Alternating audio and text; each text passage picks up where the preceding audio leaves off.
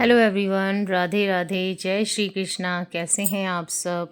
तो जी ये जो व्लॉग है ना, ये है अहोई अष्टमी के दिन का। तो सबसे पहले आप सभी को, सभी माताओं को अहोई अष्टमी की बहुत सारी शुभकामनाएं। अहोई माता जो है वो आप सभी के बच्चों पर अपनी कृपा बनाए रखें, उन्हें अच्छा स्वास्थ्य और लंबी उम्र प्रदान करें। इसी मंगल कामना के साथ में शुरू करते हैं आज का व्लॉग। और ये व्लॉग मैं स्टार्ट कर रही हूँ शाम से, जब लगभग 4:30 पौने 5 बजे का टाइम हो रहा था।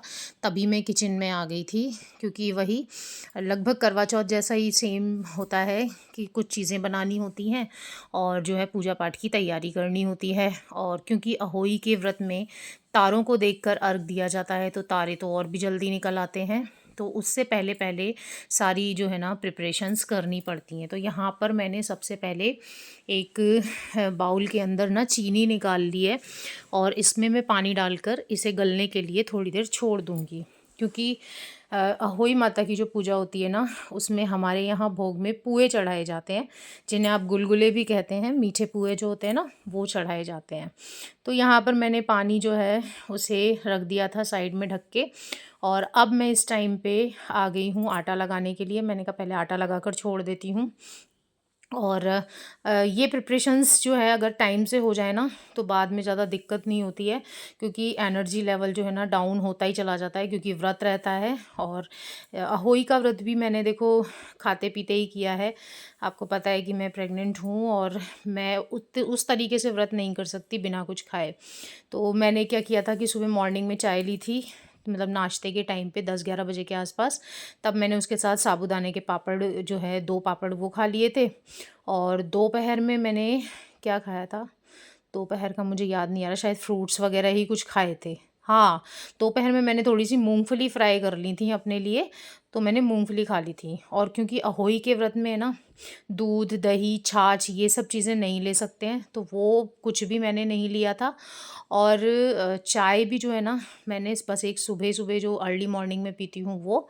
और उसके अलावा फिर मैंने जो साबूदाने के पापड़ खाए थे ना, उसके साथ में लिए थे। उसके अलावा जो है एक आध सेब वगैरह खा लिया था। तो इतना ही बस इनफ होता है व्रत में। अगर आप इतना भी खा लेते हैं ना, तो थोड़ा सा एनर्जी लेवल बना रहता है। तो यहाँ पर आटा वगैरह लगाने के बाद में फिर मैं आ गई थी बाहर। आज ये जो है ना कपड़े थे थोड़े से, सोफ़ा कवर वगैरह ये सब धोए थे मशीन से। तो ये सब सूख चुके थे, तो मैंने कहा चलो भाई जब सूख गए हैं तो उतार लेते हैं। 5 सवा 5 बजे का टाइम इस टाइम तक हो गया था। और इसके बाद में ना फिर मैं दूसरे कामों में लग गई थी। तो यहाँ पर मैं यही दिखा रही थी कि देखो इस तरीके से थोड़े से सोफ़ा कवर थे, और थोड़े से है ना आदि के और उसके पापा के कपड़े थे, तो वो भी मैंने वॉश कर दिए थे। तो ये सब करने के बाद में फिर मैं आ गई थी जी अपनी सब्ज़ी लेके। तो आज मैं फूल गोभी आलू की सब्ज़ी बनाऊंगी, तो बस उसी की कटिंग चॉपिंग में मैं करने के लिए यहाँ पर बैठ गई थी। और मुझे ना, मुझे क्या मतलब, हो सकता है आप लोगों को भी ऐसा लग रहा हो कि सुबह शाम ना ठंड लगने लगी है। तो मैं ना अपना स्टॉल वगैरह ओढ़ कर ही बैठती हूँ। मुझे इस टाइम पे ठंड लग रही थी, तो मैं यहाँ पर बैठ गई थी। और फिर गेट खुला रखते हैं ना, तो थोड़ी थोड़ी सी हवा भी आती रहती है, और हवा में ना इस टाइम पे काफ़ी ज़्यादा ठंडक जो है वो हो चुकी है। तो यहाँ पर जी कर रही हूँ मैं सब्जी की तैयारी। तो आलू और फूल गोभी की सब्ज़ी बना रही हूँ। और अहोई का व्रत ना मेरी मदर इन लॉ भी करती हैं, और उनको जो है दिन में साबूदाने की खिचड़ी मैंने बना कर दे दी थी, क्योंकि उनकी एज ऐसी नहीं है कि भैया वो पूरा पूरा दिन जो है ना भूखी रहें। लेकिन उनका मन करता है व्रत करने का कि मैं भी व्रत करूं। तो इसलिए फिर देखो, बड़े बुज़ुर्ग जो होते हैं ना, उनको ज़्यादा डिस्टर्ब नहीं करना चाहिए। ठीक है, जो है जैसा है, जो जिस चीज़ का मन है वो करने देना चाहिए। और फिर ऐसा है नहीं कि भाई बिल्कुल ही उन्हें हम भूखा रहना है या हम उन्हें भूखा रखेंगे, क्योंकि दवाइयाँ चलती हैं बहुत सारी, और वो दवाइयाँ लेना भी बहुत ज़्यादा ज़रूरी होता है। तो जो है साबूदाने की खिचड़ी जो है मम्मी खा लेती हैं, तो पेट भी जो फुल हो जाता है और दवाइयाँ भी वो ले पाती हैं। इसके बाद में जी सब्ज़ी की कटिंग चॉपिंग करने के बाद में फिर मैं आ गई थी यहाँ पे ये गुलगुले बनाने के लिए। और मैंने सब्ज़ी भी इस टाइम तक बना ली थी। सब्ज़ी जो है ना वो भी मैंने बना दी थी। और यहाँ पर अब जो है मैं जल्दी से गुलगुले बना लूँगी, यानी कि पुए, क्योंकि यही हैं जो हमारी पूजा में चढ़ेंगे। और इनका एक और यूज़ होता है पूजा में, वो अभी आप वीडियो में आगे देखेंगे ही सही। और बहुत ही अच्छे, बहुत ही सॉफ्ट और स्पंजी जो है ना पुए बने थे। मतलब कई बार ऐसा हो जाता है ना कि मेरे मेरे साथ तो हो जाता है कि मेरे बनाए हुए पुए ना बहुत ज़्यादा हार्ड हो जाते हैं, लेकिन अब की बार ना पुए बहुत अच्छे बने थे। और पूजा की भी जो प्रिपरेशंस थी ना वो भी सारी इस बार मुझे ही करनी पड़ी, क्योंकि मेरे पतिदेव घर पे अवेलेबल नहीं थे, वो लेट ही आए थे। तो इस टाइम पे जब मेरी पूरी तैयारी हो गई थी, मैं तैयार हो गई थी ना, तब मेरे पतिदेव का आना हुआ था काम से, और मैंने उनसे कह दिया था कि आप एक फूल माला वगैरह ले आना पूजा में चढ़ाने के लिए। तो ये फूल माला लेकर आए थे, बाकी सारी तैयारी मैंने कर दी थी। तो यहाँ पर फिर मैंने फूल माला चढ़ाई, और उसके बाद में आप साइड में आप देख सकते हैं कि मतलब होता यही है कि करवा चौथ की पूजा हो या अहोई की पूजा हो, दोनों ही दिन छुपे होती हैं। और हमारे यहाँ पे दिन छुपे होती हैं, बहुत सारी जगहों पर दिन में ही पूजा पाठ कर ली जाती है, कहानी सुन ली जाती है, लेकिन हमारे यहाँ इसी टाइम होती है। तो उसी टाइम पे कान्हा जी की पूजा होती है। तो बगल में मेरे कन्हैया है, उनकी भी पूजा हो चुकी है, और इस टाइम पे जो है मैंने पूजा करना स्टार्ट कर दिया था यहाँ पर। तो यहाँ पर माता रानी को वही टीका वगैरह लगाया, मोली चढ़ाई, और उसके बाद में जो है दिया जलाया। उसके बाद में मैंने भोग वगैरह लगा दिया था। तो भोग में भी जो है पुए का ही भोग लगता है, और उसके अलावा आगे जो पूजा होगी ना, जैसे करवा चौथ के व्रत में जो है पति की पूजा करते हैं, उस तरीके से अहोई के व्रत में अपने बच्चों को टीका वगैरह किया जाता है। तो उसी में पुए किससे जुड़ी हुई एक छोटी सी रस्म होती है। तो यहाँ पर मैंने पूजा कर ली थी, और उसके बाद में आ गई थी मम्मी। फिर जो है मम्मी ने माता रानी की पूजा करी, टीका वगैरह लगाया, जो भी करते हैं भोग आरती जो भी करना था वो सब उन्होंने किया। और उसके बाद में फिर मैंने मोबाइल में कहानी निकाल ली थी अहोई माता की। तो वो कहानी जो है फिर मैंने वो पढ़ी। तो जैसे मैंने करवा चौथ की कहानी आपको सुनवाई थी ना, वैसे आप ये कहानी भी सुनिए। 7 बहुएं और एक बेटी थी। दिवाली से पहले कार्तिक वदी अष्टमी को सातों बहुएं अपनी इकलौती ननद के साथ जंगल में खादान में मिट्टी खोद रही थी। वहीं स्याऊ की मांग थी।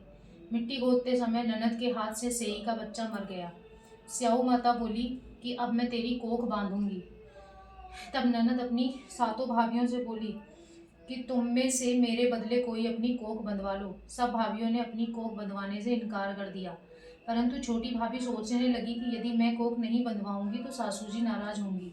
ऐसा विचार कर ननद के बदले में छोटी भाभी ने अपनी कोख बंधवा ली। इसके बाद जब उससे जो भी लड़का होता वो 7 दिन बाद मर जाता। एक दिन उसने पंडित को बुलाकर पूछा, मेरी संतानें 7वें दिन क्यों मर जाती हैं? तब पंडित जी ने कहा, तुम सुरई गाय की पूजा करो। सुरई गाय स्याऊ माता की भाईली है, वह तेरी कोख छोड़े तब तेरा बच्चा जिएगा। तो जी इस तरीके से हमने कहानी सुनी। पहले हमने जो है अहोई माता की कहानी सुनी, और इसके बाद में फिर जो है ना मैंने विनायक जी की कहानी यानी गणेश जी की कहानी तो मैंने खुद ही कह ली थी, क्योंकि गणेश जी की कहानी जो है मम्मी के मुँह से, मतलब मेरी खुद की मम्मी के मुँह से मैंने सुनी है बचपन से। तो होता है ना, याद हो जाती हैं कहानियाँ। तो बस गणेश जी की कहानी मैं एक ही कहानी कहती हूँ हमेशा, और वही कहानी जो है ना मैंने इस टाइम पे भी कह दी थी। और पता नहीं क्यों ऐसा होता है, आपके साथ भी ऐसा होता है क्या? आप मुझे गौर से देखो, जब भी हम कुछ गा रहे होते हैं या हम कुछ भी इस तरीके से पूजा पाठ कर रहे होते हैं ना, तो हिलते बहुत ज़्यादा है। और पता है ये चीज़ नोटिस भी नहीं होती है, उस टाइम पे बिल्कुल भी नोटिस नहीं होती कि इस तरीके से हम हिल रहे हैं। और मुझे ये चीज़ कंट्रोल करनी है, पता नहीं कब कर पाऊँगी, बट करनी है। इसके बाद में जी हम आ गए थे यहाँ पर तारों को अर्घ देने के लिए, क्योंकि तारे तो जो है बहुत जल्दी निकल आते हैं, लगभग 7 सवा 7 बजे तक तारे निकल आते हैं। तो हमारी पूजा भी जो है ना वो 7 बजे तक हो गई थी, और सवा 7 बजे तक हम लोग बिल्कुल फ्री हो गए थे। तो यहाँ पर पहले मम्मी ने जो है तारों को अर्घ दिया, और उसके बाद में फिर मैं आ गई थी यहाँ पर तारों को अर्घ देने के लिए। फिर मैंने यहाँ पर तारों को अर्घ दिया, और वही जब अर्घ देने के बाद में गोल गोल गोल गोल घूमना होता है ना, भाई मेरी हालत ख़राब हो जाती है। इसलिए मैंने यहाँ पर 7 चक्कर ना लगाकर केवल 5 चक्कर लगाए थे। मैं नॉर्मल में तो कर लेती हूँ, बट इस टाइम पे ना थोड़ी सी मुझे परेशानी हो ही रही है, सर घूमने लग जाता है मेरा। तो चक्कर लगाने के बाद ना 1 सेकंड के लिए तो मुझे रुकना ही पड़ता है। उसके बाद में जी फिर ये है वो वाली पूजा जो कि माता रानी के सामने बैठकर बच्चों की जाती है। तो बच्चों को यही है कि पहले टीका लगाया जाता है, मैंने टीका लगाया, और उसके बाद में फिर जो है मैंने इसको मोली बांधी हाथ में।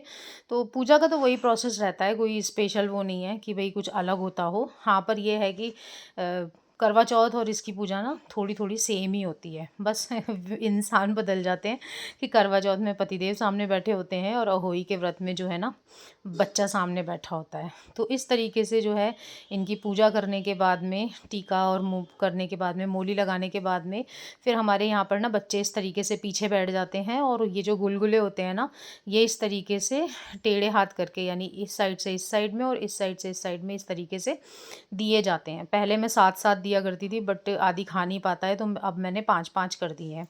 और मेरे पतिदेव जो है ना, वो उनको भैया के भी लेने पड़ते हैं। जब तक भैया यहाँ रहते थे तब तक तो दिक्कत हुई नहीं, लेकिन अब भैया बाहर रहते हैं तो फिर यही हो जाता है कि भाई इधर से इधर करना पड़ता है।